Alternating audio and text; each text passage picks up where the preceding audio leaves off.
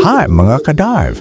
Today, pag-usapan natin ang isa sa mga interesting pero madalas hindi napapansin na marine animals, ang burrowing sea cucumber, scientifically known as Mycenium magnum. Ang species na ito ay unang na-discover sa Indo-Pacific region, particularly sa mga tropical waters like the Philippines, Indonesia, and Papua New Guinea. Madalas silang makita sa sandy o muddy seafloors kung saan kalmado ang tubig at may sapat na organic material sa paligid. Pero ayun nga, bihira mo silang makita agad kasi mahilig silang magtago sa ilalim ng buhangin. So bakit nga ba sila nagbaburrow? Ginagawa nila ito for protection, laban sa predators at para makaiwas din sa strong currents.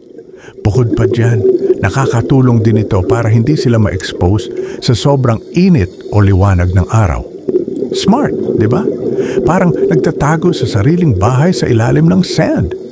Pagdating naman sa pagkain, itong Mycenium magnum ay detritivore, meaning kumakain sila ng organic matter at microorganisms na nasa buhangin.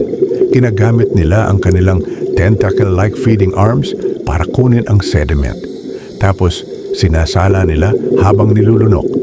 Kinukuha lang nila yung nutritious particles, parang natural sand filter ng dagat. Habang ginagawa nila to, tinutulungan nilang ma-recycle ang nutrients sa seafloor.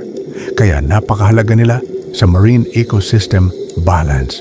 At alam mo ba, ang Mycenium magnum can live up to 5 to 10 years. Depende sa kondisyon ng environment. At just like other sea cucumbers, kaya rin nilang mag-regenerate ng mga naputol na body parts. Amazing survival ability, right? So next time you're diving and see a patch of sand na biglang gumagalaw, huwag mo agad isipin na crab o eel yan.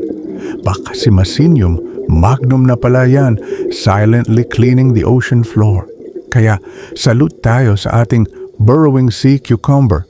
Tahimik pero napaka-importante sa kalinisan at balanse ng ating karagatan. Salamat mga anak at mga apo sa pag-like at pag-share sa video na ito.